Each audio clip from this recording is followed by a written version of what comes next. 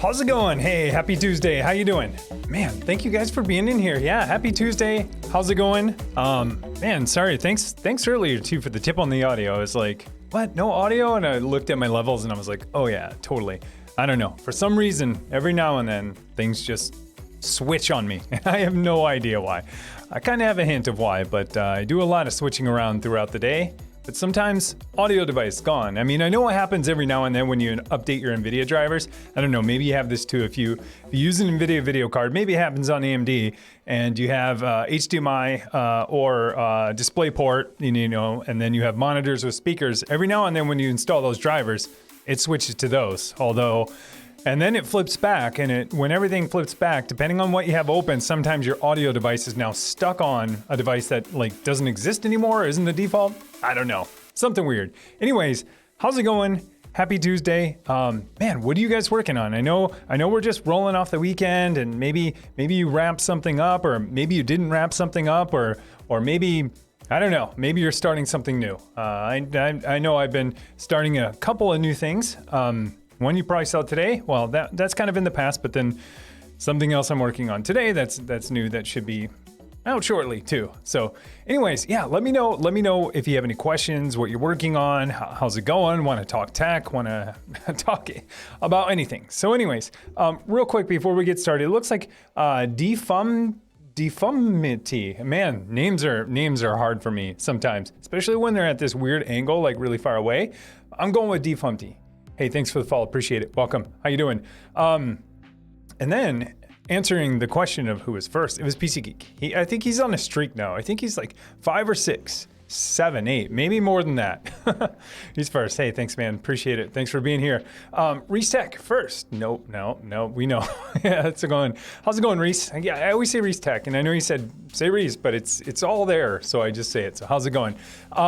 Decipher. Hey, yeah. How's it going? How you doing? Because it's starting soon. Hello, everyone. Yeah, hi. Creepinson, how's it going, man? Hopefully you're figuring stuff out. I think yesterday you were trying to figure out some RAM stuff, upgrading some RAM on your server. You've hopefully figured out the part numbers and everything like that so you can get the right RAMs for your server. So yeah.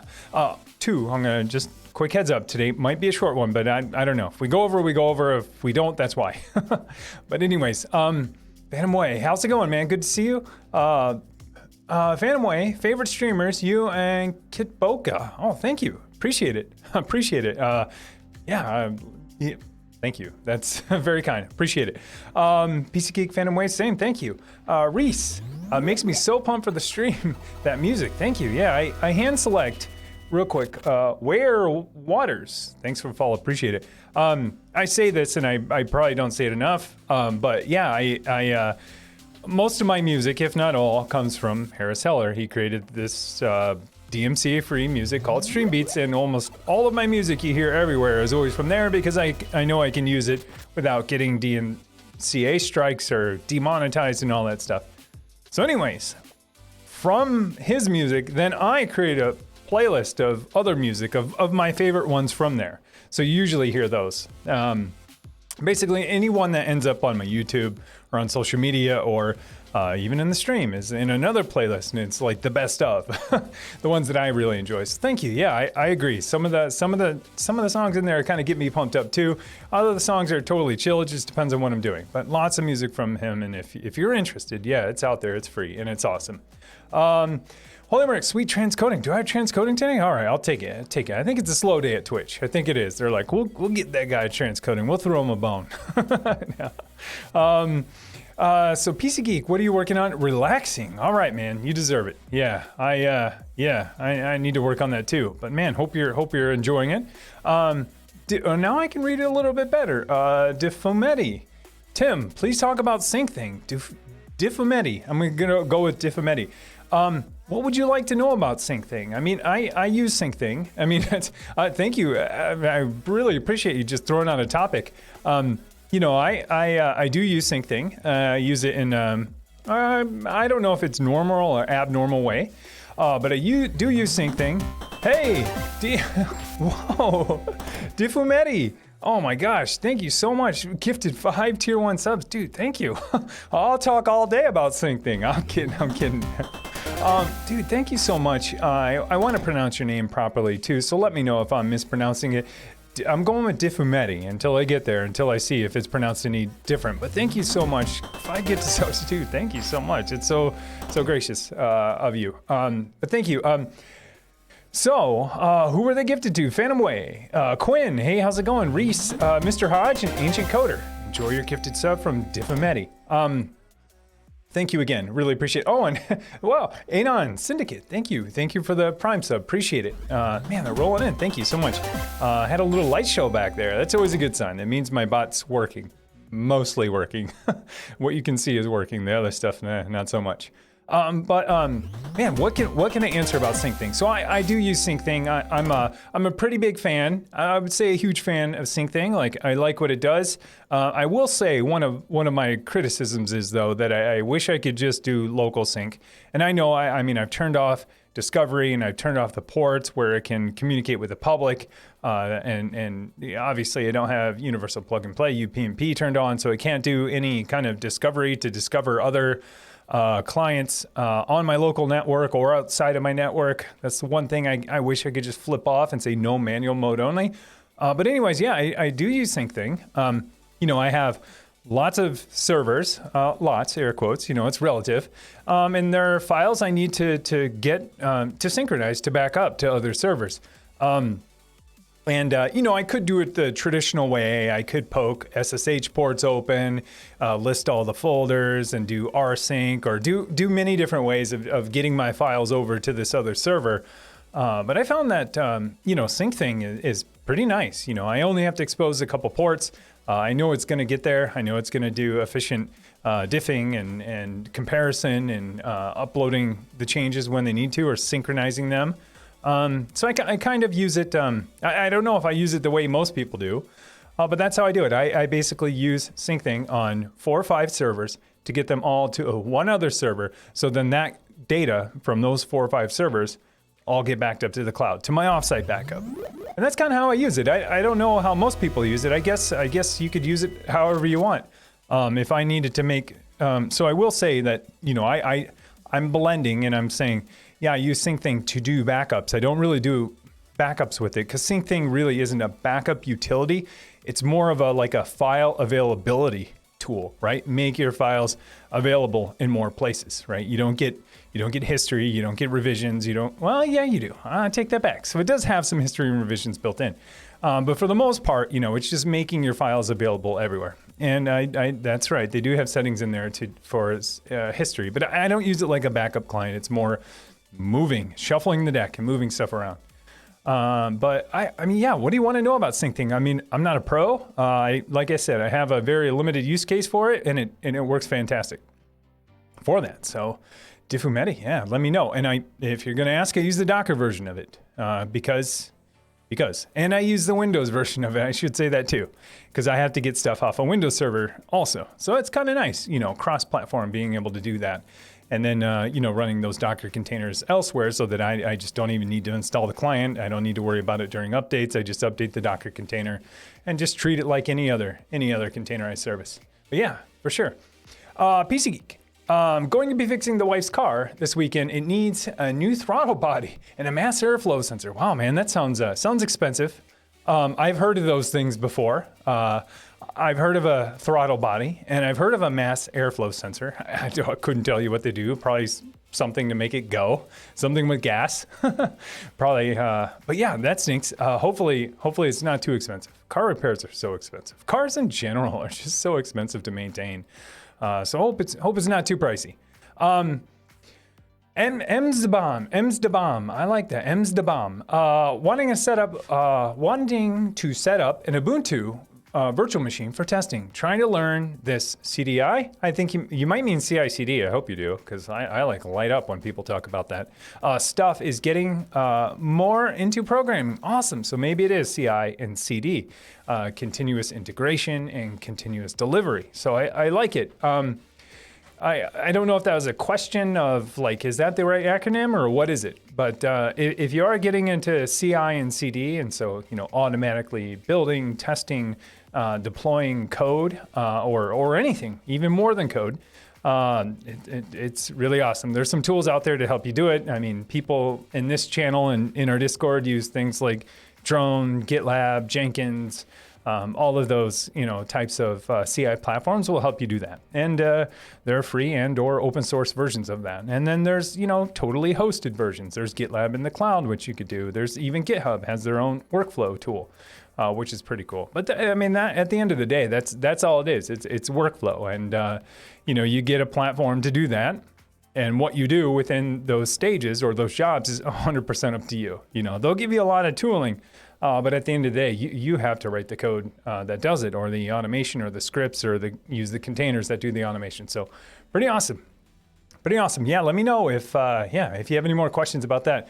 CG bass player, getting my buddy running on PopOS. Nice. Yeah, I ran PopOS for a little bit. Yeah, I totally enjoy it. It's really refined. I ran it as my dual boot for a little bit. Ran it a couple hiccups, not any fault of theirs, but I enjoy it. Like out of the box, it feels fresh for sure. But yeah, let me know. What are you running on? PC? I assume it's some PC type device, but is it laptop or is it desktop? Because that's where it gets interesting with drivers and stuff like that. Hey, Sigor, thank you so much. Resub Prime, 5 months, dude. 5 months already. Thank you so much. Appreciate it. Keep up the great content. Thank you. I'll try my best. It's hard. It's hard to think of stuff. It's hard to have the time, and it's hard to edit. But I'll try my best. So I appreciate it. Thank you. Let's see. You need some turntables. Yeah, banger. Oh, for that last one? Yeah, I like that one. It's more of a hip-hop beat. Yeah, I know exactly which one you're talking about. It's I think, Bebop. I actually seriously enjoy that one. And so I know that, my nickname's Techno Tim. It doesn't mean I just like techno, because I like grew up on hip hop. Like I've always loved rap, hip hop. I could sing or kind of rap to any, most things from, 90s and 2000s rap and hip hop, because I loved it. Like that's what I really enjoy. And so when I think you're talking about that song, but anyways, I digress. I'm definitely not hip hop Tim, but that's what I grew up listening to, and I loved it. It's my first real love for music was hip hop. Still is. Nightclub edition, yeah. I'm gonna throw some in there, mix it in every now and then. We'll see. I don't know about turntables and stuff like that. I'm not so good at that, but let's see. Reese, it really is always DNS in my house. Yeah, I used to have that problem. I don't anymore. So yeah, do I sometimes have the problem? Yes, I do. But now if I have a DNS problem in the house, it's 100% my fault. I've had problems lately with some of the lists I use in Pi-hole, adding things to my block that shouldn't be blocked. Kind of my fault because I'm kind of been overzealous lately on picking my block list. But then other times it's like I think I added a local DNS entry and I go to ping something 3 days later and it's not there and I start freaking out. I'm like, oh, I never added the local DNS entry. So so yeah, ever since I switched to Pi-hole DNS local, I've been pretty good. But it's always me. I forget to either add the alias, the CNAME, or I forget to add the A record. Other than that, it's super solid. I've been enjoying it. And you've heard me talk about Gravity Sync a couple of times. If you are using Gravity Sync, I highly recommend updating it. There's been 2 or 3 or 4 updates lately on Gravity Sync. The only reason why I even go to check to update Gravity Sync is because it stopped working for some reason. And I haven't been really good about looking at the commit log and seeing what it was that he fixed, VM Stan. But I figured it was because of that, because 4 times ever, Gravity Sync didn't work, and I go to update it, and there's an update, and I'm like, oh, they probably fixed whatever it was. Anyways, if you're running Gravity Sync, I would highly recommend running the update script, and it's super easy to run. I should just run it on a schedule, but I don't know why. I don't. Sometimes I don't like auto updating stuff. BTAB Nix, thanks for the follow, appreciate it. Thank you, welcome. Help 93, I don't think I called that one out. Maybe I did right before Sigor, but hey, thanks for the follow, appreciate it, welcome. But yeah, so I hear you on the DNS stuff. Lately, what are my problems lately are random websites I cannot get to, and you guys know the struggle with me right now with Discord voice. It's still a problem. Now I'm blaming my UDM. But then I have random websites I absolutely cannot get to no matter what in my network. And, you know, I disabled Pi-hole, I turned off all of my IDS and IPS and Unify. Still, I mean, I can resolve the name, but I cannot make a connection to it. I don't know. I'm blaming UDM. So I have weird problems too. I don't think it's DNS. I think something's getting blocked. I'm like ending up in a black hole every now and then. Let's see. Decipher. I have a question about your super micro server. All right, shoot. What is it? Ready. PC Geek, that would be a cool DJ name. Techno Tim, yeah, I think so too. I think so. I'm partial to it. Reese, I run Pipewire, so not super stable. So sometimes my mic disappears. Oh, I see. Nice, or not nice. Yeah, I have the one where my Go XLR, so I have a Go XLR for my mixer, and that creates like 4 separate inputs. Every now and then they like, I don't know if their ID changes, but you know, my OBS will say, or any audio program will say, device is no longer available. And when you go in the drop-down list, they're all there. So it's almost like their hardware ID or something changed, or the USB controller that they were connected to changed, but it didn't. So it's super weird. But yeah, PC Geek, sometimes you can turn them off. I disable them in the control panel. Yeah, for sure. I know exactly what you're talking about.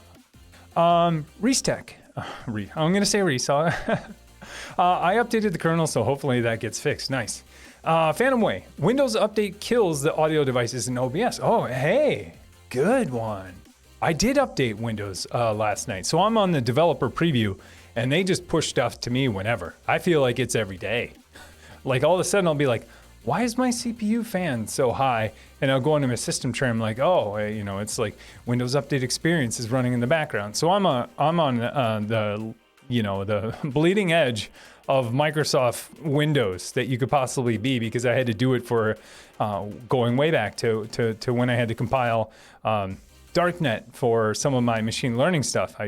One day I'm going to switch back to mainline Windows, but you can't just switch back. You basically have to rebuild your machine, which kind of stinks. So anyways, that's a good call, because last night I did run a Windows update. It was like, hey, do you want to update now? I'm like, sure, you know, and it was like, okay, we'll update when you shut down. And so I shut it down, and like last night I like got up, and then 20 minutes later it was still going at 23%. I'm like, oof, this is going to be a rough one. Yeah, good call. Maybe that's what it was. PC Geek, happens sometimes. I ran audio through a voice meter, then piped to slobs. Yeah, cool. Yeah. Same idea. Like, dude, so you must have the same problem. All of a sudden, like, you know, your device isn't mapped anymore, and then you go in the drop down, and there it is. It's like, well, you're in the list, and you were set. Why aren't you set anymore? Yeah. Reese, my power's been out since 2 a.m. yesterday. Austin, oh, that stinks. So I'm at my grandparents' house, who still have power. That stinks, man. 2 a.m., no power? That's a long time. Were there storms that went through there or something? I'm not sure. That's a long time to go without power, though, especially if you're in the South. I mean, I don't know how warm it is there now, but I mean, outside of air conditioning, you just need power for so many things. It's like, it's one of those things you don't realize how much you use it until it's gone, and you're like, whoa, I can't do anything. Oh, man. D Fumetti. All right, I got it now. D Fumetti. All right, I got it. D Fumetti. Thank you so much. Thank you. Pinot Noir. Hey, how's it going? Haven't seen you in a while. Hey, Techno Tim, how's it going? Good to see you. Reese. I could get Reese, so yeah. All right, no, I like it. You told me Reese a long time ago, and for some reason I just like saying Reese Tech. Something about, 2-syllable words where I can emphasize the second syllable. D Fumetti. It's Italian for a clown who smokes, loosely translated. Oh man, you have a clown who smokes. So is the TTI a CHI then? Di Fumetti? Is it like that? I don't know. I'm not great at Italian, but aren't double T's and an I usually like a CH sound? If it is, that's awesome, and I'll say it that way too. But man, it's Italian for a clown who smokes. Like, that is so specific. That is so specific that, like, a clown who smokes. No, that's awesome. We don't have a specific type of, I guess there are types of clowns, like buffoons and stuff like that, but one who smokes, I don't think we have one. I could be wrong. I like it though. Let's see. Where are we going? Lots of subs. Thank you. D Difumetti, I love your stuff. Difumetti. All right, thank you. I appreciate it. Yeah, no problem at all. I'm gonna try to keep doing it. We'll see. We'll see how long I can last. Yeah, let me know though, you guys. If you are working on something, or if you have any kind of questions you have for me, let me know, because I love to talk about them, or just even want to chat about tech stuff. I'm all about it. I'm all for anything. Sniper. Oh man, Sniper. Oh, lots of elite speak in there. Let me get this one right. After that one, hey, Jay-Z Jad, I'm going with it. Sub, tier 1, thank you so much. Appreciate it. Sniper Delta, I'm going with Sniper Delta 1. How's it going? Thanks for the follow, appreciate it. But Jay-Z Jad, thanks for the follow, appreciate it. Man, my lights, I mean, you guys have seen it, but that is not planned how they alternate. They used to be 100% synchronized, and the last couple of streams, they're off by like 100 milliseconds, and it looks way better. Way better. So yeah, thank you. I really appreciate it though. Yeah, lights too. Yeah, for sure. Yeah, switch the lights. Oh yeah, this is my favorite thing. I promise one day soon we're gonna have better themed one, more tech themed ones. Oh man, I'm like in a trance looking at those lights. Dude, Sniper Delta, thanks for the sub. Appreciate it. Thank you so much. Appreciate it. Wow. The lights are going crazy now. It's gonna burn down the house. All right. Helmananth. Dude, thank you so much. Thanks for the Prime. So appreciate it. Thank you so much. Really appreciate it. Let's see. He will get there to correct him. Thank you. Banana. So yeah, if you don't know, banana is like a test, kind of a test command to make sure my bot's working. I think, a while ago, Takano always would try banana and my bot would fail. So one day I just added it and it responded with a banana. But anyways, that's my test command now to make sure it works. Zoe25, hey Tim, have you heard of some services that do bare metal provisioning, like MAS or Machine as a Service? Ironic. I know you use Proxmox, but for those of us who want multiple lower powered machines, it could prove really cool. Yeah, so yes. So I am familiar with it. I know that Rancher has one now, but I've read more about MAS, so Canonical's version of Machine as a Service. And that's all I've done is read about it. Because for me, it means uprooting a ton of stuff. Not that I wouldn't, but makes it a little more challenging for me to test that stuff or have a couple extra machines laying around somewhere. But I am super excited about MAS or Machine as a Service. Primarily because it's almost like it's like clustering bare metal machines to give you one big service. And then on there, you can run your hypervisor, which I don't fully understand yet how they're doing it. Hey, dude, thank you so much. Jay-Z Jad gifted a tier 1 sub to Mparm. That's what I'm going with. Mparm 920. Thank you so much. Appreciate it. Thank you. Dude, thank you so much. But have I done Machine as a Service stuff yet? I haven't. It's super interesting to me. Like I honestly really hope it catches on because what's interesting to me is that you can run both your hypervisor then on top of some bare metal machine, but then you can run other workloads too on bare metal too. So you take a layer of abstraction out or virtualization out if you want to. And so the only one I've looked at is MAS, Machine as a Service by Canonical, who also makes Ubuntu and all the other products. So, hey, thank you. Payas. Oh, Palace. No, I'm not going to say Payas. It is Palace. Palace Media. Hey, thanks for the resub. Tier 1, 2 months, 2 months streak. Can't stick around, but wanted to say hello. Dude, appreciate it. I will say Palace for now on. Appreciate it. Thank you so much. But yeah, so I'd love to. I know that everybody's I say everybody like it's all the people, but many I'll genericize. Many people have been picking up low-powered machines like you mentioned. I think Serve the Home has one of the greatest blog posts and YouTube videos about these types of machines that I think people are picking up, and then they're making a cluster out of them and they want to do Metal as a Service. That sounds super awesome to me. Just haven't had the chance to explore it yet. I'm interested. Don't get me wrong. Like I'm interested, especially for something like that. That's that kind of seems like kind of a a groundbreaking architecture or a very different architecture than I have now, and I'm all for exploring it. I just need a couple of machines. I have Very few extra machines, and that's by design. I don't like to have a lot of stuff hanging around because I already have a lot of random stuff. But yeah, I will look into it at some point. I need a couple low power machines. But yeah, for sure, sounds awesome. Phantom Way, I'm driving, but thank you for this. If you're driving, you don't even need to respond. But yeah.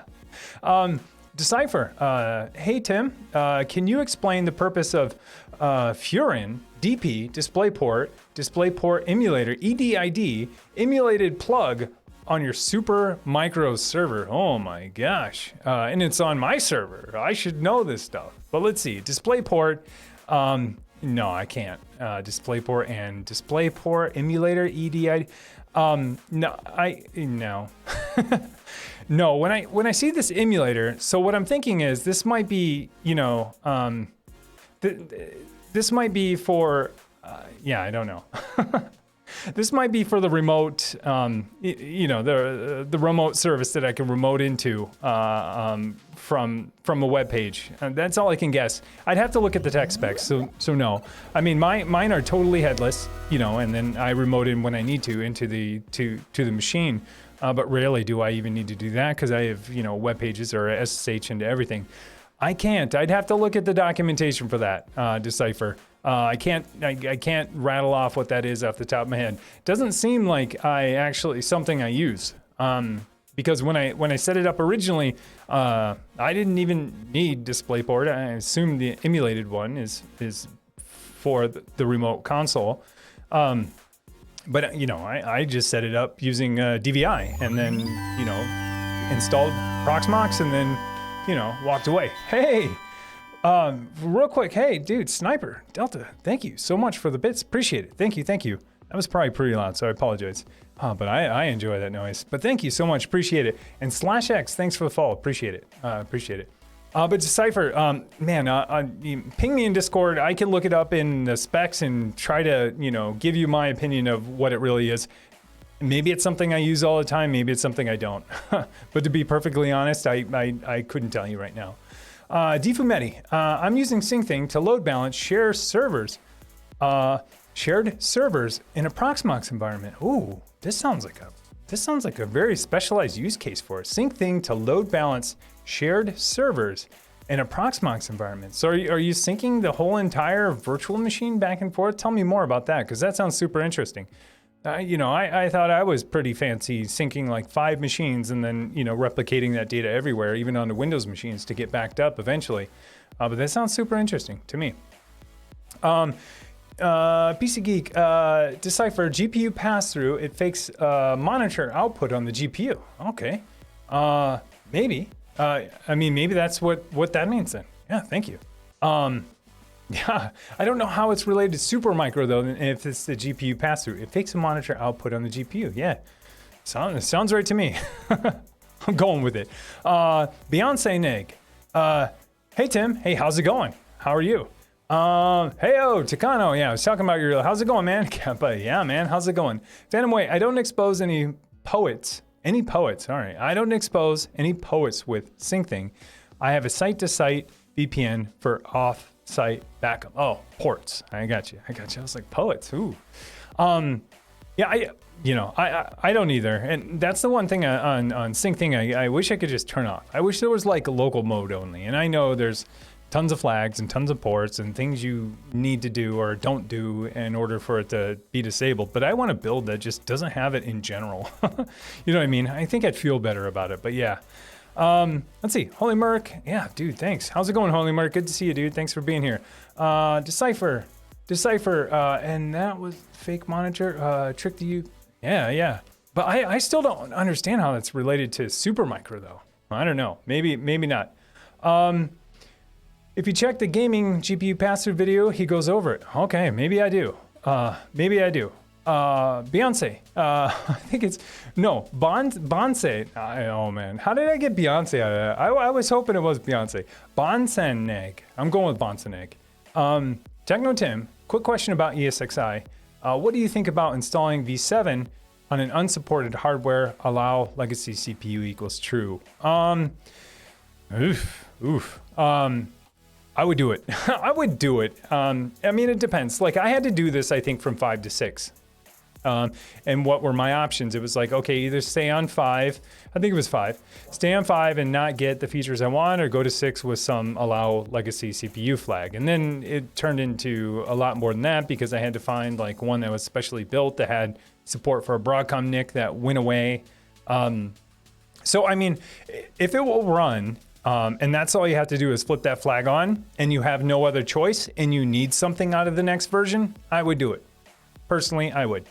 But there are things I would check first, because on every major version of ESXi, I mean, I haven't been on ESXi in a while, but I'm sure this is still the same, that they deprecate support for certain types of hardware. And that certain types of hardware, 1 is your CPU, but 2 could also be your RAID adapter, or 3 could be your network interface card or your NIC. So those are the types of things that they start to deprecate when you go to new versions. And so you might want to check too to see if your NIC was also deprecated, because then if you go and say allow legacy CPU, yeah, you might have CPU support, but you don't have NIC support, or you don't have RAID adapter support. So those are the things you want to check too. And then, I just do this evaluation every time. Like, okay, what's the trade-off for going there? Is there something I really need, from it? And so, if flipping that flag is all you need to do, and then you get on the newer platform to get the newer features, sure, I would. That's just me though. But if not, I would, if you aren't able to, hey, Sniper, dude, thanks for the bits, appreciate it. Yeah, thank you so much. But if you're not able to, if you can't migrate because of some other piece of hardware, obviously you're not going to do it. But there has to be a reason why they stopped support for that CPU. If it's just age, then sure, yeah, why not go for it? But if it's like they're dropping it because of some instruction set that they need or something on the CPU that only newer CPUs have, newer than the one that you have that's now deprecated, I would look into it. So I would read before setting the flag. That's just me. And then, like I said, I would also check the NIC and check the NIC, and then check your RAID adapter too, or however you have storage configured. Because if it's a CPU, which is a big one, it usually comes along. That's one of many things that they deprecate when they go to major versions. So, and I've been stranded too on NICs and everything. It's kind of what part of the reason why I was just like kind of done with ESXi, and I mean it was that along with just not having to have very specific hardware, as well as dropping support when they went to major versions, and then licensing. So, but yeah, that was another one. Dude, Sniper, thank you so much. Gifted tier 1 to 3,000 machines. I like it. 3,000 machines. Enjoy your gifted sub from Sniper Delta. Thank you so much. Really appreciate it.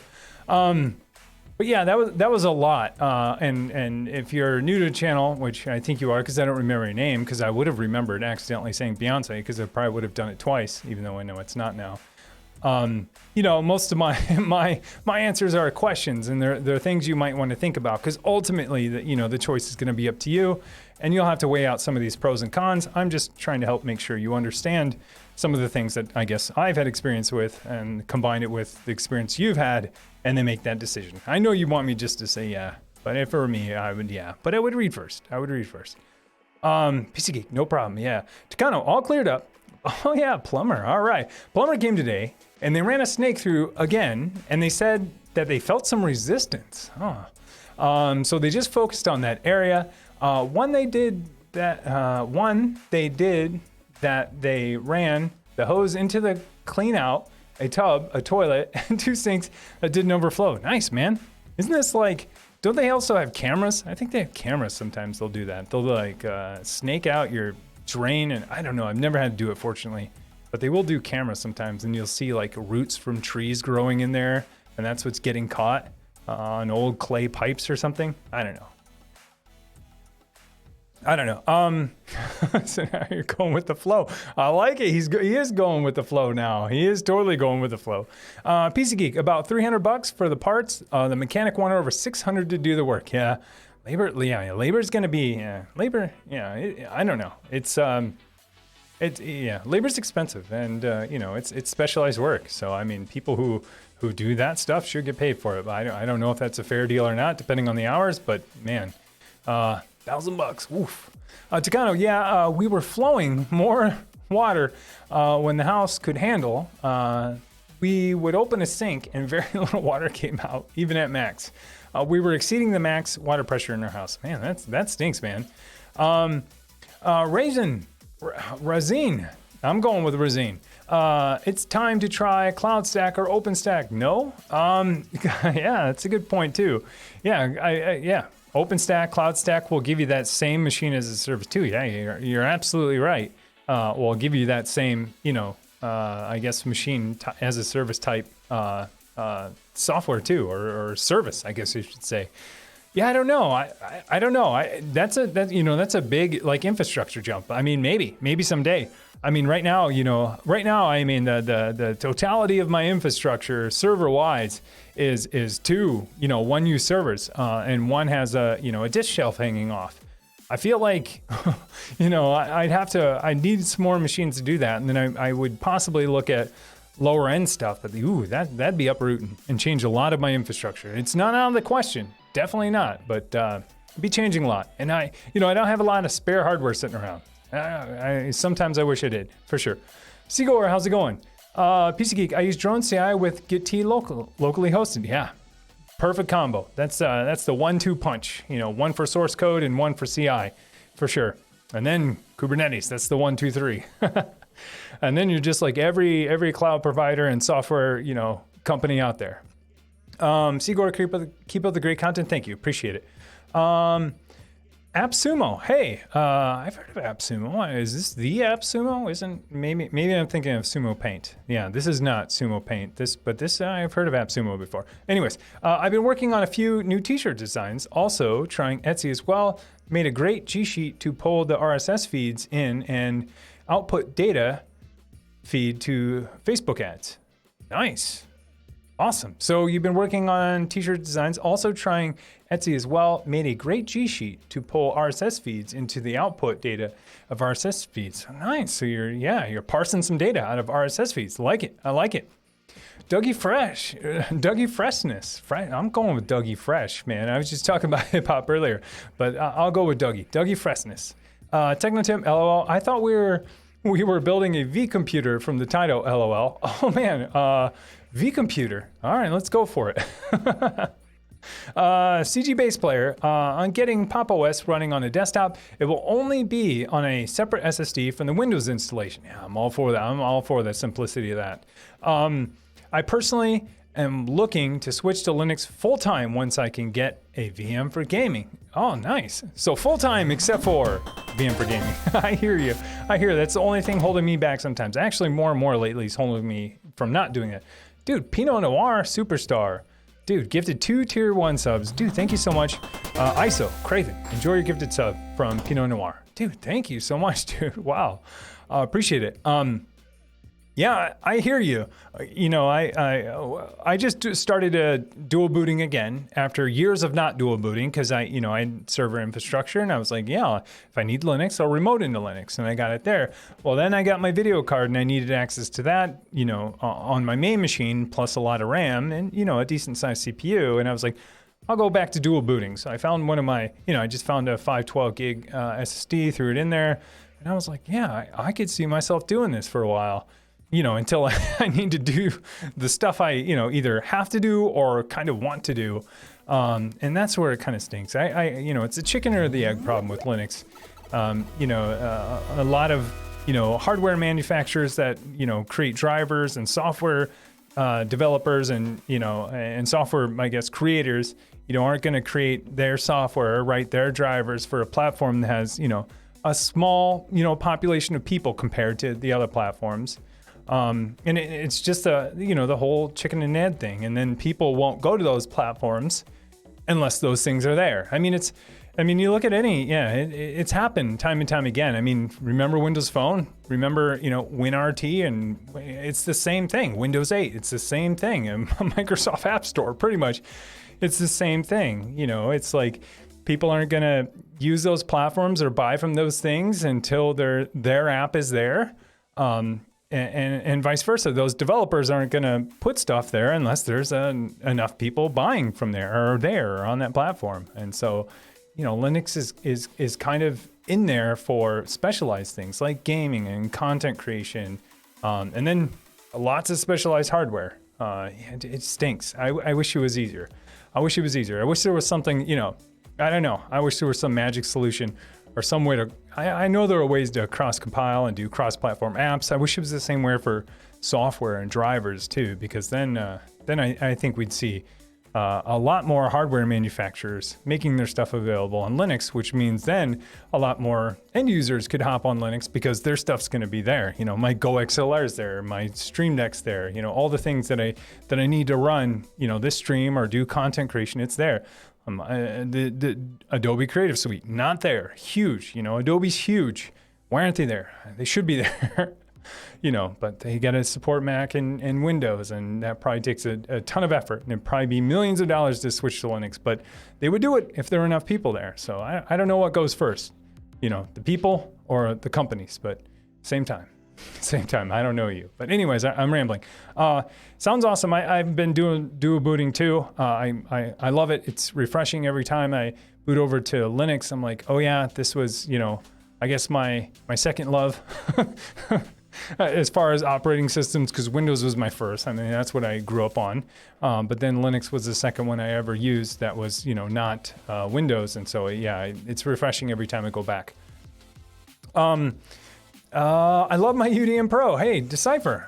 I do too. I do too. I complain about it sometimes. It's easy, it's easy to complain about the tiny little things that every now and then I'm just like, why doesn't this work the way it should work? Those are kind of easy to complain about, but I do too. I'll say it. My UDM Pro is pretty awesome. I enjoy it. When I configure VLANs, like I just configured a new network the other day. It was just like new network, new VLAN, boom. It's on all my switches, access points, everything is like, it's almost too easy sometimes.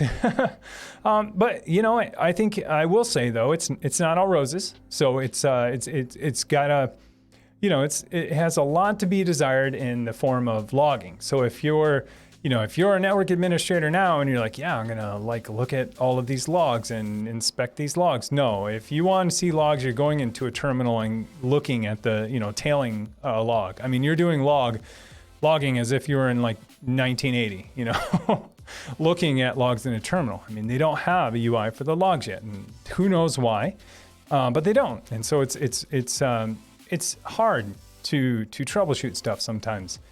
And sometimes I get more information about the other things that are reacting to my UDM Pro than the UDM Pro itself.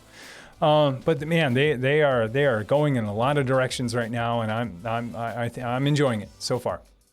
PC Geek, gotta run. Have a great stream. Thanks, dude. Appreciate it, man. Takano, opinion on the whole LastPass situation. Yeah, I mean, you talked about this. I talked about this in Discord earlier too. So for those of you who don't know, LastPass, as of today, sent out this email. I got it. I was like, whoa. So they sent out an email today specifically saying, hey, in the future, as of March 16th, so this is like a month from today or yesterday or whatever, March 16th, they're going to make you choose. So if you're a free user on LastPass, you have to choose. What do you have to choose? Well, in order for it to be free for you, you have to choose a platform. Are you going to use LastPass on your mobile device? Or are you going to use LastPass on your desktop devices? And so desktops include laptops, desktops. Mobile devices include, watch, mobile device, and tablet. So which one are you going to choose? Well, no one's going to choose. No one's going to choose. No one just uses one of those devices. I mean, maybe if your company, no, that doesn't even apply, because if your company's using it as a company, they're using the enterprise version. So LastPass is basically forcing their hand and saying, hey, it's super fun. The whole free version was super fun, but now you got to pay. And, I'm not complaining. I figured it was coming at some point, right? Like things for free usually can't always stay for free. Well, sometimes, depending if they have enough side business. So either, I don't know what their motive is. Grow subscriptions. Maybe that's it. It's probably pretty expensive to keep something like LastPass running. I'm just guessing. And I think they're one of the last true free ones with sharing. Like the other ones don't have free plus sharing. Or, everyone has their own version of free, but I think LastPass had a lot more features for free. But it's super weird how they're dividing it now and saying, yeah, mobile or desktop. They might as well just say dude, you're going to pay now, Like, it's such a weird, it's really weird. It's really weird. I don't know if those are a marketing team. Sorry, LastPass, if you're watching. Actually, no, I'm not. But it's super weird how, just how they decided to split that and say, if you're mobile now, you can keep using the mobile, or if you're desktop, you can keep using the desktop. And who knows? I mean, maybe there are people out there that are 100% tablet, 100% phone, don't have a laptop, and don't have a desktop. But for most people, I mean, you have it in both places, right? You have it on your phone, you have it on your desktop, you have the browser extension installed so that when you sign in, you can get a password securely and back it up and it'll sync to your mobile devices. But anyways, I get it. They need to make money, but just like, why didn't they just come out and say there's no more free version, And the other thing is they'll allow you to switch up to 3 times, 3 times before, but before they lock you into that platform. So I think on March 16th, if you're still using LastPass, you're going to have to choose your platform. For most people, that's going to be, I'm just going to choose the one that I'm right now because I need the password out of it. And then when you need the password out of the other device, you're going to, do the same thing, switch platforms, and then you're going to do it one more time, and then you're just going to have to pay or something. So I don't know. So there are other services out there. I mean, you guys know Bitwarden, OnePass, or one Password. There are other services out there maybe they're worth looking into. Anyways, kind of odd. And like I'm not knocking them at all for trying to make money or trying to maintain. I mean, they're a business, they have to do it. And they're in a super high risk, high risk business. They keep people's passwords safe, and it's more than passwords. They have the secure notes feature where people attach SSH keys, driver's licenses, social security cards. So it's more than passwords. And maybe I'm complaining over the $3 a month that it will end up costing, maybe. But I guess I'm just poking fun at the way they marketed it. Like, hey, we'll still give you one platform for free, like as if anyone's really gonna do that. So, anyways, Techno, it's odd, but if you're on it, you either got to figure it out, use one platform forever, or start paying, or jump ship. So I think those are your options. There's no way.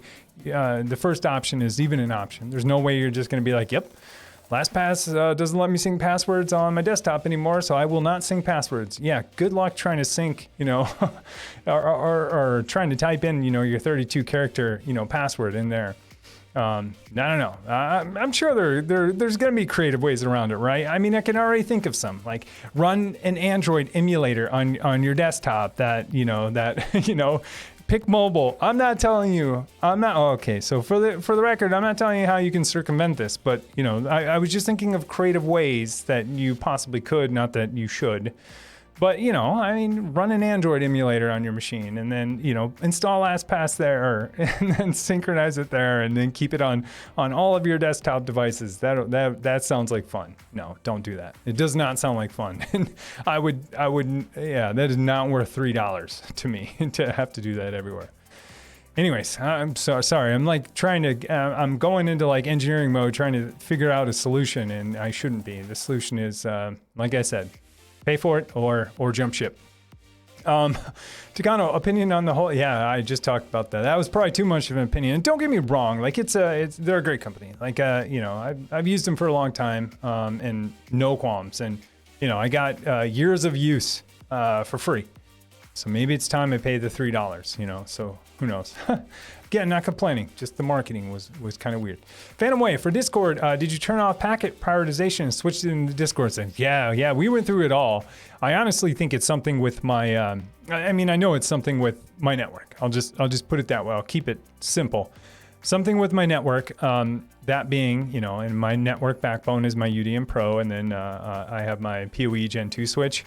Something in it. Because if I go into mobile and use mobile data, it's totally fine.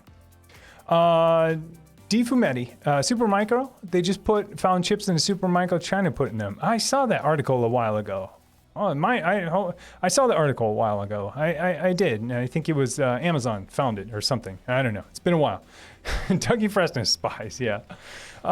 Sniper, Delta. I have a UDM Pro at one house, but 2 USGs at another, and I consistently have DNS issues with UDM network, but not the USG networks. Good to know. Good to know, because there are a couple domains I just absolutely cannot get to. And I don't know if they have some kind of protection in place and they think I'm doing something wrong. I'm obviously not doing wrong. I'm just a consumer trying to get your website, but same thing. And maybe it's UDM. I'll blame it on them. Insider previews can suck. They can. I told myself a long time ago I'd never do the Windows fast insider ring, whatever they call it. I was on the fastest of the fast ring, and then they did away with that. And now it's just like developer, I don't know, developer ring. It's not even called a ring anymore. Now I'm on that one again, and it's like 4 years ago all over again. Like, why am I on this? But yeah. Sniper, I'm also using Pi-hole. All right, good to know. Difumeti, the chips are able to bypass firewalls, etc. Send your data out. I have nothing to hide from China, but some people do.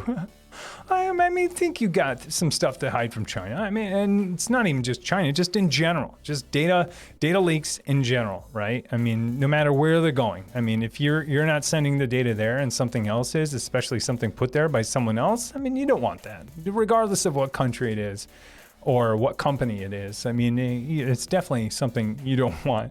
I mean, even if it's, not, hey, me too. I got nothing to hide, except for, my bank account, my passwords, and, all that stuff. And it's nothing to hide, but, privacy in general. Even if, I'm not doing anything wrong publicly, but still, I want people to respect my privacy. And that is beyond privacy. That's intrusion. Sigor, not likely. Difumeti, Bloomberg ran that back in 2018. Haven't come up with any more evidence to back up that claim.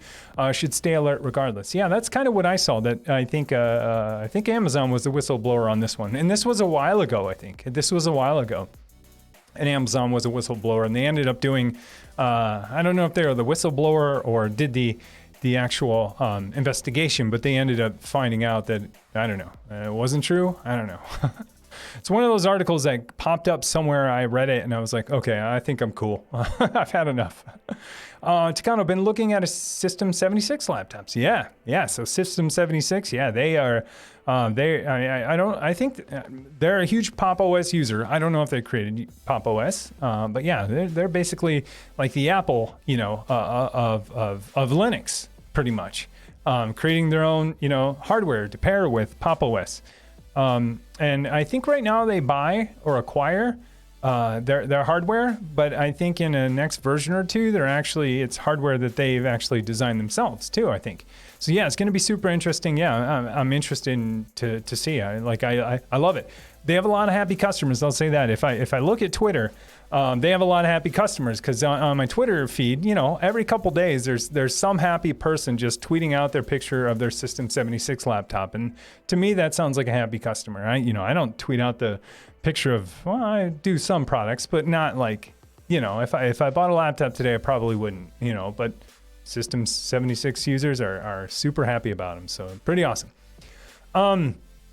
JZ Jad, I will eventually get time to set up the Pi-hole sync with VRRP. Had mentioned that on your video at some point. Yeah, it's for sure. And I think PC Geek has his set up that way. But it sounds awesome. I'm just doing it the old-fashioned sync way. So I'm it's not old-fashioned. I mean, it's newer because Pi-hole doesn't even support it. But yeah, I just use Gravity Sync. I have 2 DNS servers. Is it one VIP with high availability? No, it's just like having multiple DNS servers. And I technically think they do round robin, and it's not like primary, secondary, although one seems a little more favored, but not all of the requests go there. And that's what you start to realize, that DNS, it isn't, your primary DNS isn't always the one that gets used. Sometimes your secondary does for whatever reason. And that's what I've learned from having 2 Pi-hole servers. But I would like to set it up at some point a little bit different, but I'm holding my breath that Pi-hole will come out with this feature too. Dougie Freshness, I saw the same thing happen with my OBS, no mic, but was in the dropdown. Yeah, it happens every now and then. Sigor, unless something just came out, but whatever, there's nothing, a lot of evidence. All right. This is probably talking about the super micro stuff. Difumeti, I had a System 76. They're awesome. See, they have a lot of happy customers. Mikey, lots of country lots of countries super cold and no power due to ice and snow where they usually don't have that happen. Yeah. Oh, down south, yeah. An inch will shut the whole entire South down for sure. So same with Portland too. We're they're in Seattle. They get a half inch of snow, shut her down. Nothing. But yeah, I get it because they're not prepared for it. It's a public safety issue for sure. Yeah, I haven't tuned in the weather in a while. I should. Helmanant. Hi, Tim. Thanks for your video. I have a question. How to whitelist an IP when using traffic in Rancher? I'm looking to block access to some Docker based on IP. Thanks. Yeah, that one's tough. Let me grab a drink. I mean, so I think what you're asking is, how to block access to some Docker based on IP. So I'm gonna. So let me just talk really quick, like high level. Like one, traffic is your reverse proxy. If you don't want things to go to your reverse proxy, don't add them to your reverse proxy. And I know that seems like kind of maybe counterintuitive. It's like, well, hey, it's my ingress or it's my, ingress controller along with my reverse proxy, along with, just your way to get in within those Kubernetes pods. But if you don't want to expose them, I mean, the best thing to do is to not expose them. And so I'm gonna start, making stuff up. But I assume what you're doing is something similar to what I ran into, where, you have some pods. Some of them are meant to be public. Let's say you have a WordPress blog, right? And you have traffic set up, and you expose that through traffic, and you get Let's Encrypt, and it's out to the public, and everyone can read your blog, and you got millions of subscribers, right? But then you might have something that's a little more private. Let's say it's your wiki, your internal wiki, right? And so you want to get SSL for it. And the easiest way to get that is to add it to traffic. But then you don't want to expose that publicly. I'm assuming that's what you mean. And if it's not, correct me. The easiest way that I found is to just not add it to that reverse proxy. And I know that kind of stinks. But what I ended up doing is I have two reverse proxies. And that sounds kind of complicated, and it's not too bad. But I do have two traffics, I should say, and one serves internal traffic and one is for public traffic. And the main reason why I did it that way is because I didn't want to have to get into the situation you're in, where it's like, okay, now public traffic is coming in to this reverse proxy, and now the reverse proxy is going to have to determine. I'm going to have to write lots of really great rules for it to determine whether or not this traffic gets sent to that pod or not, to allow and deny that stuff. And the way I looked at it was, I'm just going to set up another instance of traffic, have that and another instance of traffic that will serve as a reverse proxy for my internal stuff. And that's the route I ended up going, because I was going to go your same route, but it just between all the rules and having to write either TOML or YAML and applying it to traffic, I felt like it was getting to be too much. And so, I don't know, maybe managing two instances of traffic is too much. But if I take a step back and take traffic out of the equation, I mean, this is very similar to what people do for reverse proxies or load balancers in general. I mean, they have internal load balancers and they have external load balancers. And so that's what was the tipping scale for me. I ended up saying like, hey, this is an internal load balancer. This is an external load balancer. And so, external stuff is going to get published to this load balancer and internal stuff is going to get published to that load balancer. So that's the route I went. Let me know. Texas froze over negative temps. Yeah, crazy. Texas, yeah. Kind of a joker who smokes, etc. All right. Lucas, not a question. Just want to say hi. I've been watching your videos and streams for weeks. Hey, real quick, dude, Sniper, dude, thanks so much for the bits, appreciate it. Mastermind, how's it going? Dude, real quick, hey, Sniper, dude, thank you so much for the bits, really appreciate it. And dude, Mastermind, how's it going? Dude, big host, big ups, dude, from Mastermind, how's it going, man? How's your stream? Dude, thank you so much for rating me and for hosting me. Also, congrats on Partner, man. I think I saw that on Twitter. I think like 2 days ago, a week and a half ago or something. I think you recently just got Partner. Dude, congratulations. That's so awesome for you. I'm so happy for you, man. And dude, thanks for bringing all your viewers to my channel. Hopefully your stream went well. Yeah, let me know what it was about, man. How are you doing? Dude, really quick too, and these follows are rolling in. Thank you so much. Yeah, Mastermind, dude, thanks for the follow. All right, thank you so much, dude. Appreciate it. Dude, and cheered, 102 bits. Dude, thank you, man. Thank you. Appreciate it. And hi, I'm going with Hijink. Dude, thanks for the follow. Appreciate it. Welcome. Oh man, so how was the stream? What did you guys talk about? What'd you learn about? I'm sure quite a bit. But yeah, again, Mastermind, dude, thank you so much. And again, congrats on partner. I saw it on Twitter. Way to go, man. Appreciate it. Well deserved. But let's see, not a question, just wanted to say watching your videos and streams for some week now, they're awesome, appreciate it. Always interesting in learning new tech. By the way, I'm from Brazil. Hey, all right, well, thank you. Welcome from Brazil. I'm from the US. All right, welcome so much. Phantom Way, electricity prices are insane to the point where it could cost $900 to charge a Tesla wholesale price. Oh my gosh, yeah. Yeah, that's not good. Techno, stuck at her aunt's house, power is out, no running car, no running water. Car won't turn on due to temperature and all the stores are closed until they get a generator. Man, this sounds really bad. Sounds really bad. Real quick, Gromit, I'm going with Gromit and MDev. Thanks for follow, appreciate it. Welcome, how you doing? Dougie Freshness, a clown that smokes is a clown qui fume in French Canadian. I don't know. I need to. Yeah, you guys are schooling me on French and a clown who smokes. I like it. Well, earlier was a clown who smokes in Italian. JZ Jad, I appreciate the content you put out. Appreciate it. I manage a small data center and self-host everything I can. I send your content to a lot of people so they can learn. I appreciate it. Yeah, no, I appreciate it. Awesome. I'm a huge self-hoster too. I love self-hosting. I mean, I've been self-hosting for a long time, and I really appreciate it. Yeah, I've been home labbing for a long time. I mean, back then it was just called, I have a server in my basement, and still I call it, I have a server in my basement, but all these fancy terms now, home lab, self-host. Yeah, I totally agree. I really appreciate you sharing. And let me know if there's something like you want to see, you're interested in, let me know, because I think a lot of my best ideas come from people just like you saying, hey, I'd like to see this. I'd like to hear about this. I'd like to learn more about this. I really take that to heart. And I do have a backlog of stuff that people tell me. I have a backlog, and it's in Google Keep, but I have a backlog of stuff and I prioritize it. And every week I treat it like a software development program, or an agile software. An agile software, basically like a sprinter, pretty much, is every week, my videos. And I prioritize those things. So, and I do have a backlog. And I don't assign story points. I don't do any estimations for that. I just go with what I think's cool. But anyways, appreciate it. Dude, lots of follows in there. Aban, thanks for the follow. Reaper Russian, thanks for the follow. Leah the King, thanks for the follow. Appreciate it. Man, thank you guys so much.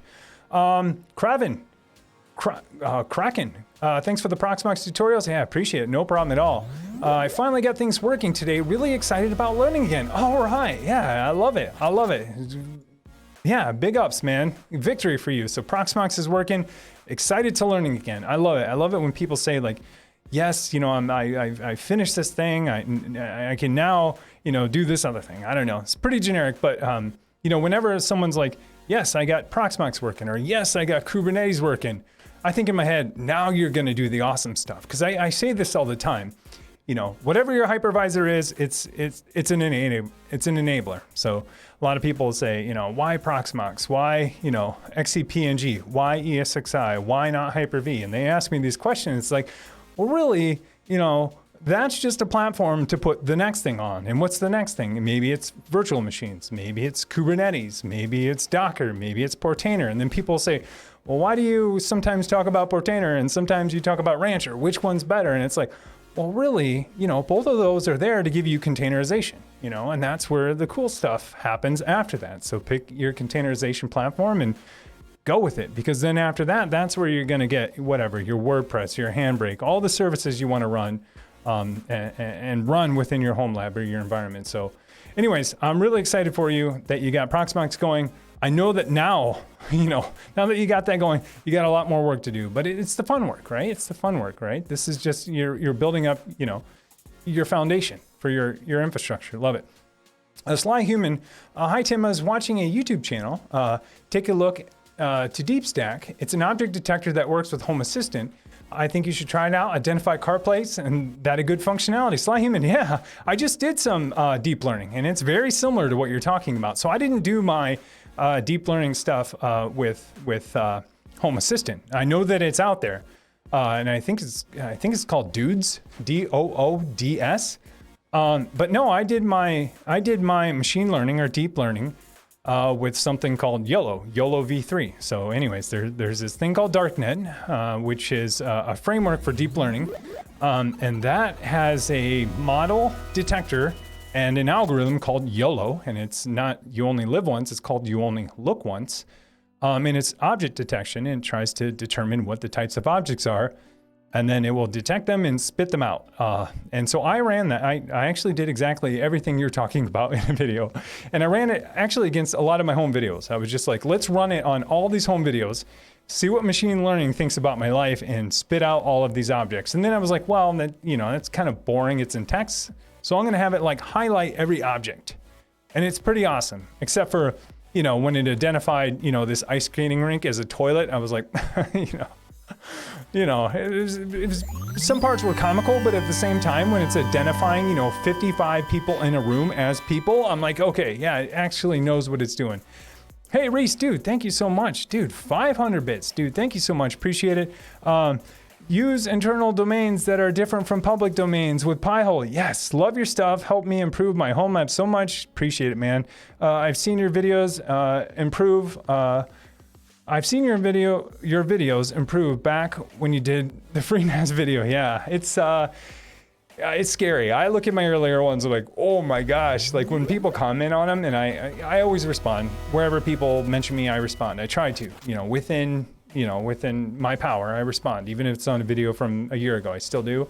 And when I go back to those, I'm like, ooh, I felt like a different person. Like I felt like I was looking at a different person because I knew it wasn't me, but I had no idea how to act in front of a camera, in front of a microphone, in front of all this stuff. And now I've kind of settled down a little bit. See, to you, it might not seem like I'm settled down. It might seem like I'm more hyped up, but that's me when I talk. And so earlier versions weren't.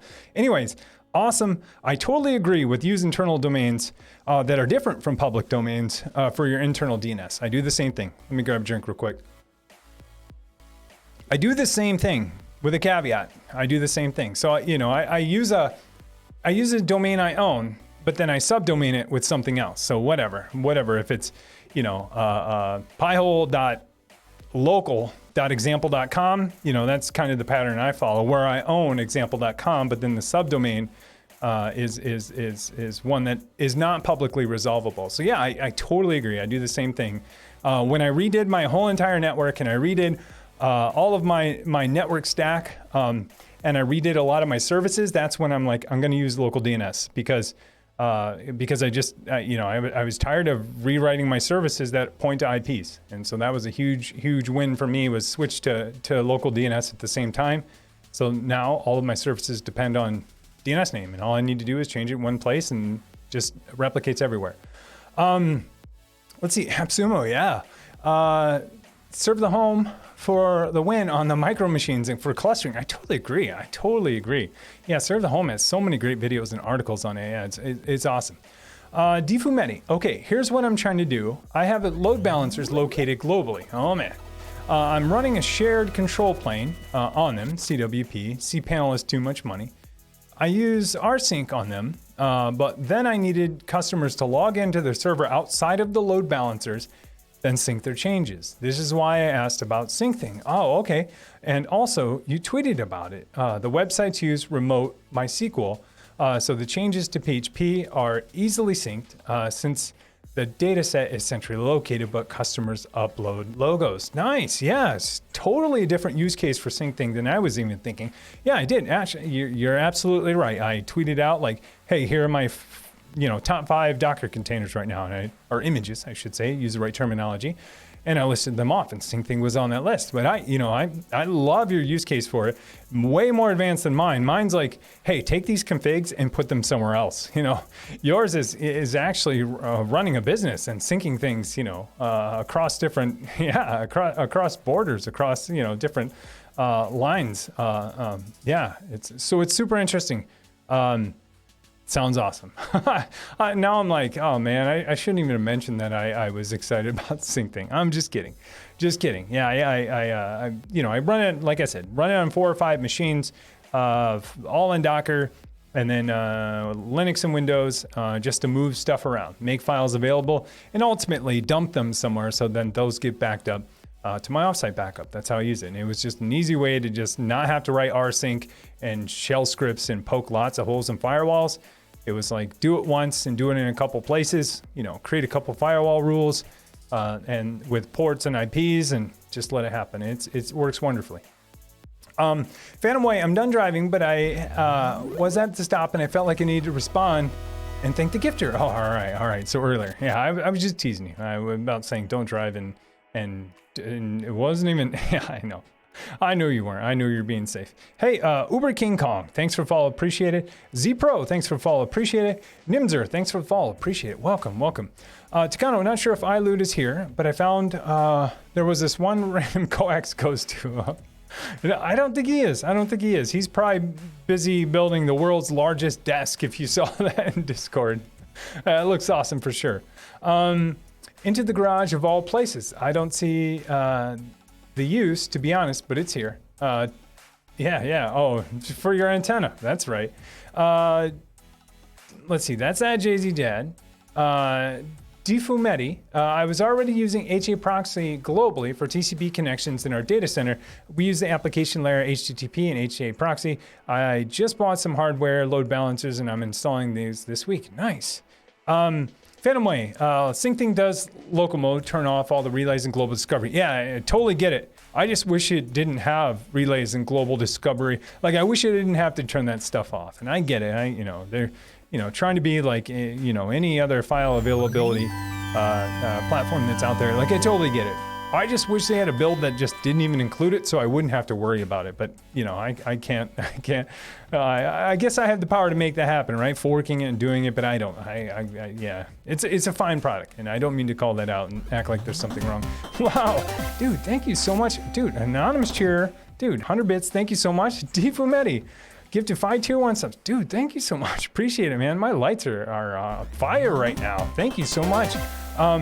Dude, Difumeti gifted 5 tier 1 subs. So the Quantum Penguin, Crazy Boy, Mark M, Cody Pro, Zanworth. Dude, thanks Difumeti for the gifted sub. Dude, Sniper Delta, dude, thank you so much. Oh my gosh, you guys are crazy.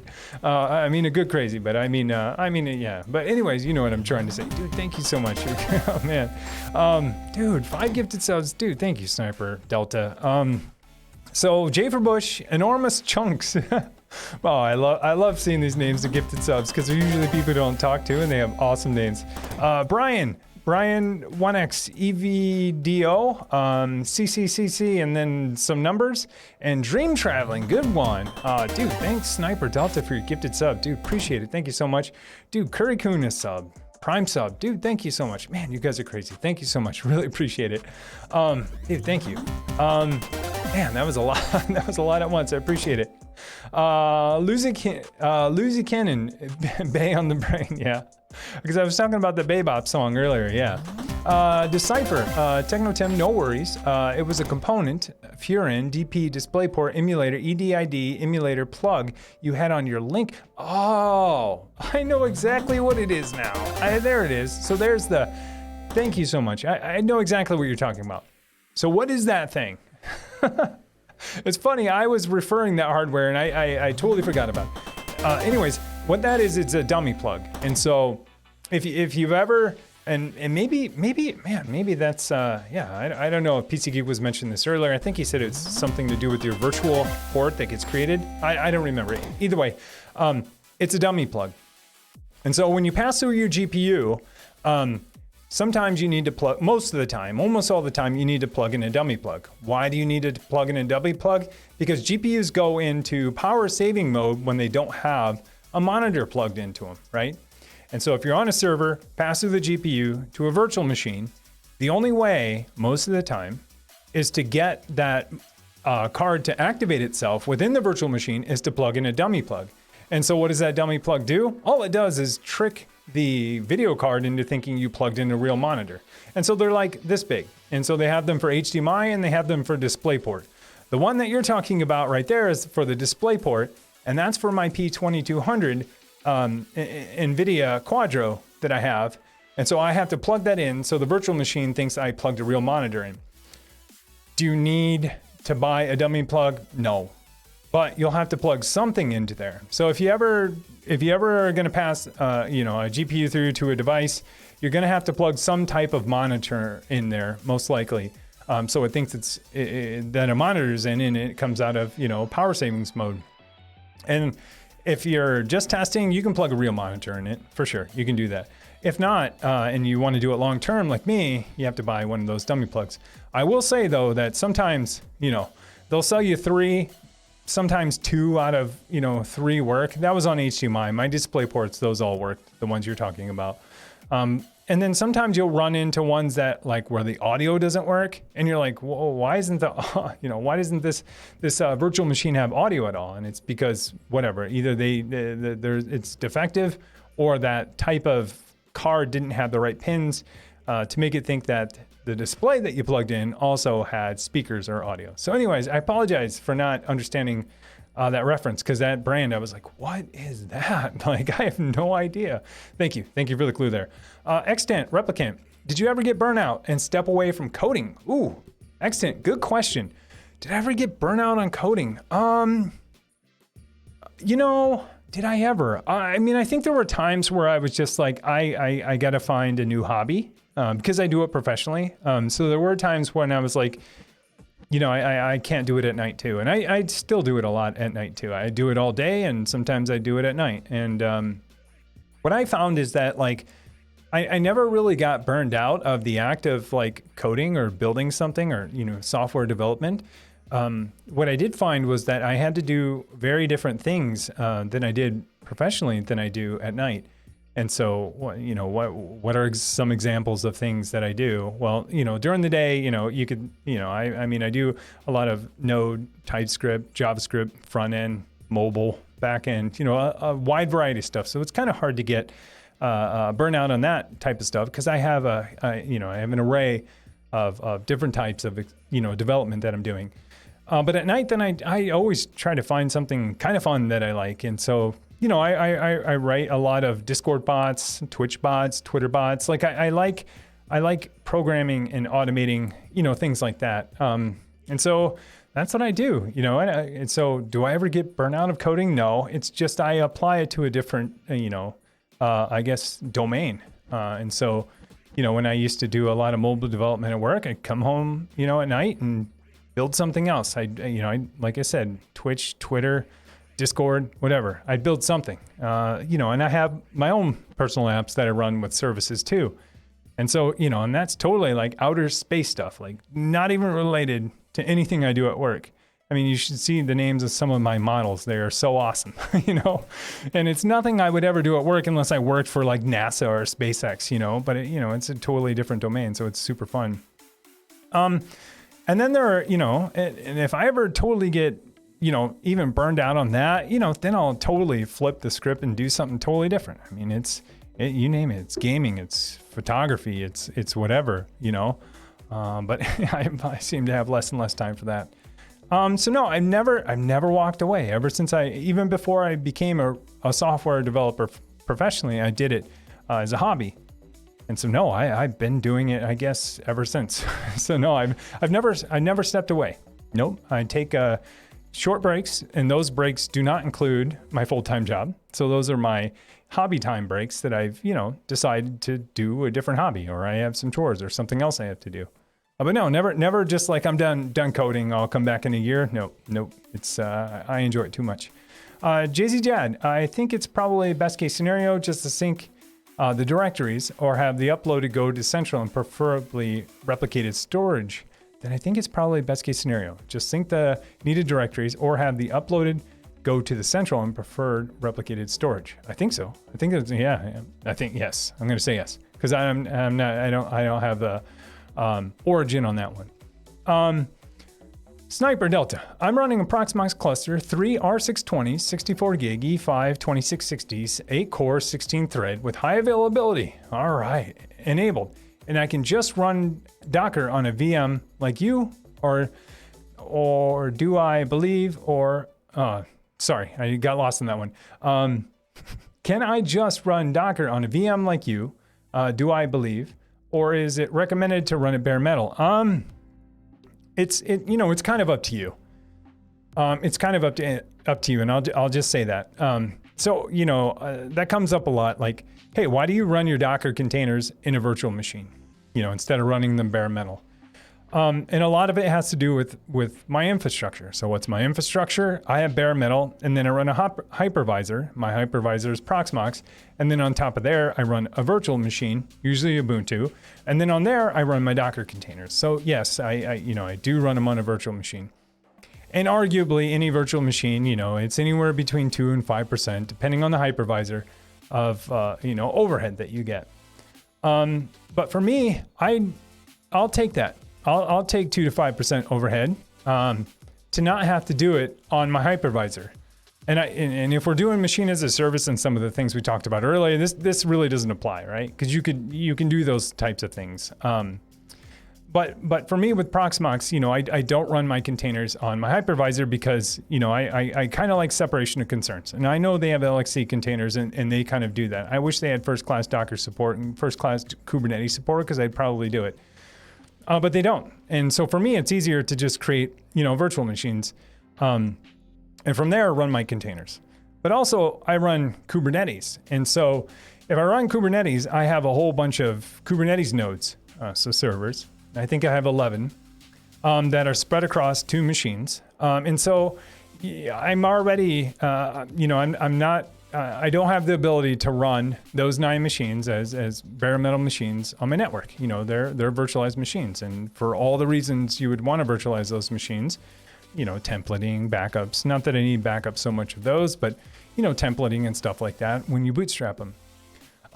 But it all goes back to how, how's your infrastructure set up? Like if you're going to do plain old Docker and you have a way to run them bare metal and you can manage them easily and you have an easy way to back up those bind mounts or those Docker volumes, go for it.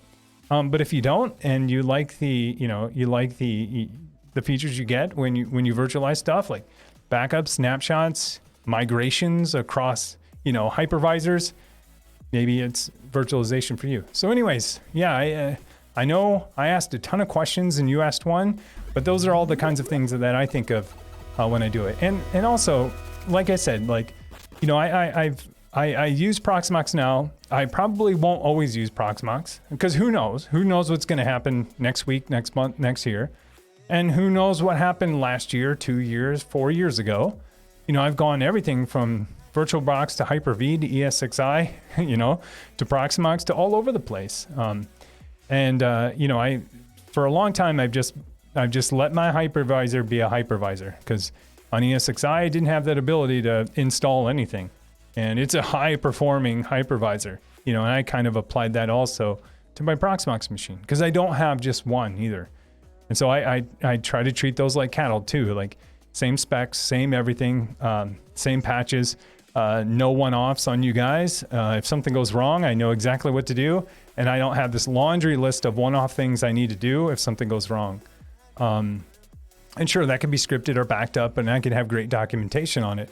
But I'd rather put that a layer lower into a virtual machine where I could capture that and back that up and ship that off to my backup server or something else. So anyways, it's really up to you. I mean, that's kind of how my architecture and how my mind, thinks when I think about, whether or not I run Docker bare metal. You have the ability to, and you have the way to back it up, go for it. If not, virtual machines work absolutely fine. I think that's how a lot of clouds run too. Sniper, you can do is just make multiple VMs and use something like Rancher's HA Docker, or just have the VM HA. Yeah, for sure. Yeah, and that's a good point too. So, depends on where you want to put HA. A lot of people will ask me like, hey, you have a Proxmox cluster and you only have 2. Don't you need 3 for quorum? And yeah, you do if you're doing HA, but I don't do HA virtualization. I do HA services with Kubernetes. So I brought that a layer down. And so, I have, my nodes spread across many servers so that if something goes wrong, I have, still, whatever, however many scale of my pods I have set, that's how many are still running across all of my services. So yeah, it's a good point. I mean, just depends on how you set up your architecture and how you want to do it. Some people want to stick with virtual machines, totally fine. And then you just set up, HA with virtual machines. It's totally fine too. But yeah, sorry, I could talk about that for a long time because it comes up every now and then. User lag, Tim, thanks to you, I just replaced all my networking with Unify UDM Pro, 24 PoE, 2 Wi-Fi AP, and Wi-Fi 6 APs on this past 3-day weekend. Wow, that's an expensive weekend. And man, you got some good gear. Yeah, it sounds awesome. So UDM Pro, 24 port, 16 PoE, and 2 Wi-Fi 6 APs. Man, I only have the AC Pro, so you got me beat there. Hey, congratulations on your new gear. That sounds pretty awesome. JZJad currently have an R410, R510, R710, R910. A lot of R's in there, a lot of Dells. And 3R, we're not done yet. 3R320s. My power company's most lovely. Heck yeah, I love you. JZJad, heck yeah. They're like, ooh, just paid Bob's salary on JZJad, turning on his servers. That's crazy. Yeah, that's a lot of power. It is for sure. Let me see. I know I said it'd be a short one, and I'm being a normal one because so many people are here and I really appreciate it. I am going to look for ones and just that are mentioning me specifically because I do got to kind of wrap things up and I want to make sure that I address people who are asking for my help or my questions or just want me to ramble about random tech stuff. But real quick, Curry Coon, thanks for the sub. Did I miss that one? Hey, I think I called it, but if I didn't, Curry Coon, dude, thank you so much for the sub. If I didn't call that out earlier, I apologize. Thank you. Psst. Thanks for the follow. Appreciate it. Welcome. And Heron Mark, thanks for the follow. Appreciate it. Welcome. So like I said, I'm going to look for direct mentions because I would just want to make sure that I address any questions you guys have. User lag, waves to Techno Tim. All right, user lag, wave him back. Let's see. Remind me if I have 29 series. I got to look for ones that are mentions because like I said, I gotta wrap stuff up. Bitwarden. All right. Yeah. One pass. Yeah. We talked about that earlier. Last pass is bait and switch. Load your passwords up and now make you choose which platform you're going to use this on, which is really no choice at all because you use password managers on both platforms. Man, this is so awesome, man. I'm just looking through some of the comments now, and I wish I had an easier way to go through comments when people's raids. Maybe next time I'll just switch directly to it. Rick Arwix, there we go. Hey Tim, just discovered your video today. Fantastic stuff. Thank you so much. Was curious if you have a video on or any recommendations on hypervisors. Yeah, we just talked about hypervisors. I know you're using Proxmox primarily. Any runners up though for a good home server? Runners up. Yeah, that's a great question because no one asked the runners up question. They asked what's best. So that's a good question. I think, this again, it's going to be a tough one. What hypervisor was I on before Proxmox? I was on ESXi. And then what before that? I think it was Hyper-V, or it's back and forth between that and I don't know, probably ESXi for a long time. So a lot of people talk about XCPNG. I have zero experience with it, but Tom from Lawrence System talks about it a lot. He has a lot of great tutorials on it, and it looks like a fine system. It's hard for me to recommend that, not knowing it, but and using it ever. But knowing that, Tom from Lawrence System thinks highly of it, I don't think he would talk about it and have tutorials on it if it weren't a good hypervisor. I would say that would be, I would say that would be my number 2. Why not my number 1? And why not ESXi? Those are probably your next questions. So I'll answer them real quick. Why not my number 1? One, because, a while back, and this is in their documentation, they have something in there that basically says they don't support GPU pass-throughs for NVIDIA. And I keep quoting this, and I need to make sure I'm still, this is still true.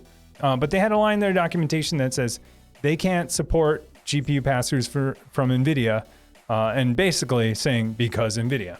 And maybe that's still true. And so that's why I haven't given it a second look yet, because I absolutely have a requirement for at least passing through 2 GPUs, because I need to. And then why not ESXi? Because that's what people usually ask me too. It's a fantastic system. It's a super high performing, hypervisor. But for me, I don't have the money to pay for the license, and I know they have a free version, but the free version restricts, how many CPU cores you can take advantage of per virtual machine. I think it might be 4. So if you're okay with, just a couple of virtual machines, each having 4 cores each, which is totally fine for a lot of people. Yeah, Hyper-V is a great choice. But I will say that, Hyper-V then has very specific requirements, like having a hardware RAID adapter. And if you go to the Proxmox route, it's the exact opposite. You don't want a hardware RAID adapter because you're going to do software RAID with ZFS. So those are some things to think about too. But yeah, runner-up would have to be XCPNG. And how can I give number 2 to something I've never even tried? Tom, Lawrence Systems, 100%. Because, that's the only other open source one I can think of that's, kind of similar to what Proxmox is. But yeah, I'm going to keep going. Going to look for direct mentions. I apologize. Because I do have to wrap things up, and I just want to make sure I address people who are looking for something. Hey, Tim, was wondering why you chose Rancher over plain old Docker and a single node setup. I get it for presentation purposes and videos, but wouldn't it be more efficient to use Docker? Yeah. Put it that way, yeah, absolutely would. So OddWest, why did I choose Rancher over plain old Docker? Even for my single node, and it makes demoing it a lot easier in my videos. Yeah, you're partially right. But no, the reason why I even went with Rancher in the beginning is because I want Kubernetes. As a software developer, and as someone who really believes in CI and CD, and as someone who has had to deploy their software to Kubernetes for many years, I wanted Kubernetes at home. And so, yes, it would be super easy to run Docker, and I'd probably have better performance and less resources. But, being able to, being a software developer and having CI/CD deploy my own code that runs in my home, 5 minutes after pushing it up, it goes into CI. It gets built, it gets tested, it gets put in a Docker container, and then it gets put into Kubernetes. And so for me, that's super powerful. Like I want, and that's what I have here, I want enterprise deployments at home. And, and maybe it's because I love CI/CD and I'm a software developer and I've always enjoyed the automation piece. And I've always enjoyed the infrastructure. I'm kind of like in this it's kind of, I don't want to say my wheelhouse because I don't know everything about everything. I'm kind of like in the middle. So I know a lot about a little, or a little about a lot, I'll say. And so for me, I wanted enterprise at home. How do I get enterprise deployments at home? Well, that's, use Git, commit code, push it to a source control, have CI, build it and put that code in a container registry, whether it's Docker or wherever. Build it, put it in a container, and then put it in Kubernetes. And so for me, I wanted that. I wanted to deploy my code at home just like I deploy my code at work. And I do. When someone in Discord says, hey, we have a bot in Discord and I write the code for that, and our mods and, people make suggestions all the time. I get commit push, 4 minutes later, that bot's spinning up and running in our Discord server. And, it's just like I push code anywhere of our large companies, small companies. And so really long answer to, could I just do it in Docker? Yeah, but I'm not going to get Kubernetes. And, and selfishly, I want the Kubernetes for the health checks and availability and containerization and the API. And there are plenty more things you can get out of it. But, selfishly, I want it from the software developer's perspective. So, and you may not be a software developer. A lot of people probably aren't. And so you might just want containerization. And I always tell people, like, just doing containerization alone is a huge win. So, if you feel more comfortable with Portainer, I wouldn't even play the, a lot of people will play the like efficiency or performance route. We're talking, single digit percentage.